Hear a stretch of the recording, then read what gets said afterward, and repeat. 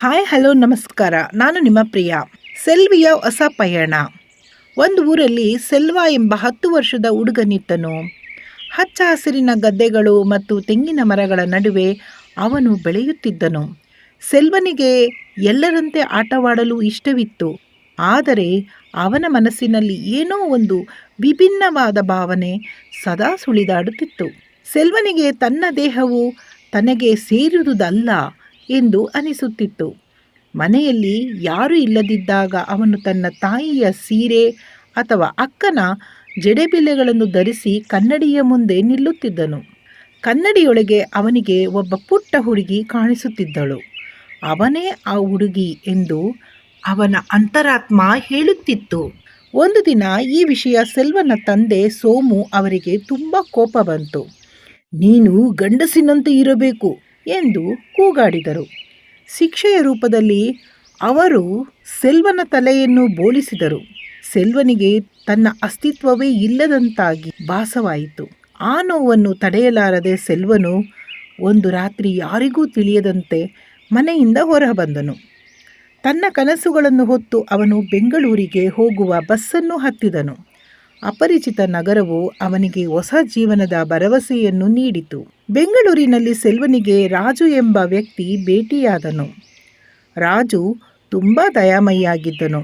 ಸೆಲ್ವನ ಕಥೆಯನ್ನು ಕೇಳಿ ಅವನು ಮರುಗಿದನು. ಭಯಪಡಬೇಡ, ಇಲ್ಲಿ ನಿನ್ನನ್ನು ಅರ್ಥ ಮಾಡಿಕೊಳ್ಳುವವರು ಇದ್ದಾರೆ ಎಂದು ರಾಜು ಅವನಿಗೆ ಆಸರೆ ನೀಡಿದನು. ರಾಜುವಿನ ಬೆಂಬಲದಿಂದ ಸೆಲ್ವನಿಗೆ ತನ್ನ ನೈಜ ರೂಪದಲ್ಲಿ ಬದುಕಲು ಧೈರ್ಯ ಬಂತು.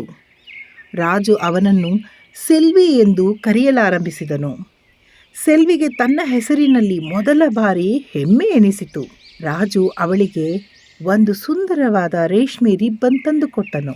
ವರ್ಷಗಳು ಹುರುಳಿದವು. ಸೆಲ್ವಿ ಕಷ್ಟಪಟ್ಟು ಓದಿ ಕೆಲಸಕ್ಕೆ ಸೇರಿದಳು. ಅವಳು ಈಗ ಒಬ್ಬ ಸ್ವತಂತ್ರ ಮಹಿಳೆಯಾಗಿದ್ದಳು.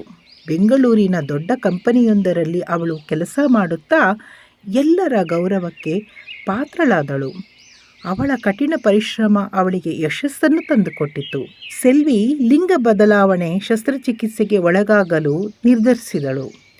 ಚಿಕಿತ್ಸೆಯ ನಂತರ ಅವಳು ಪೂರ್ಣವಾಗಿ ಹೆಣ್ಣಾದಳು. ಕನ್ನಡಿಯ ಮುಂದೆ ನಿಂತಾಗ ಅವಳಿಗೆ ತನ್ನ ನಿಜವಾದ ರೂಪ ಕಂಡುಬಂದಿತು. ಅವಳ ಕಣ್ಣುಗಳಲ್ಲಿ ಈಗ ಕಣ್ಣೀರಿನ ಬದಲಾಗಿ ಆತ್ಮವಿಶ್ವಾಸ ಮಿಂಚಿತ್ತು. ಸೆಲ್ವಿ ಮತ್ತು ರಾಜು ಒಬ್ಬರನ್ನೊಬ್ಬರು ಪ್ರೀತಿಸಿದರು. ರಾಜು ಅವಳನ್ನು ಅವಳಾಗಿಯೇ ಒಪ್ಪಿಕೊಂಡಿದ್ದನು. ಇಬ್ಬರೂ ಸರಳವಾದ ಸಮಾರಂಭದಲ್ಲಿ ಮದುವೆಯಾದರು. ಅವರ ಜೀವನವು ಪ್ರೀತಿ ಮತ್ತು ಪರಸ್ಪರ ಗೌರವದಿಂದ ತುಂಬಿತ್ತು. ಅವರಿಗೆ ಒಂದು ಕುಟುಂಬವನ್ನು ಹೊಂದಬೇಕೆಂಬ ಹಂಬಲವಿತ್ತು. ಅವರು ಒಂದು ಪುಟ್ಟ ಹೆಣ್ಣು ಮಗುವನ್ನು ದತ್ತು ಪಡೆದರು. ರಾಜು ಮಗುವನ್ನು ಎತ್ತಿಕೊಂಡಾಗ ಅವನ ಮುಖದಲ್ಲಿ ಅಪಾರವಾದ ಸಂತೋಷವಿತ್ತು. ಮಗುವು ಅವರ ಜೀವನಕ್ಕೆ ಹೊಸ ಬೆಳಕನ್ನು ತಂದಿತು. ಸೆಲ್ವಿ ಈಗ ಒಬ್ಬ ಹೆಮ್ಮೆಯ ತಾಯಿ.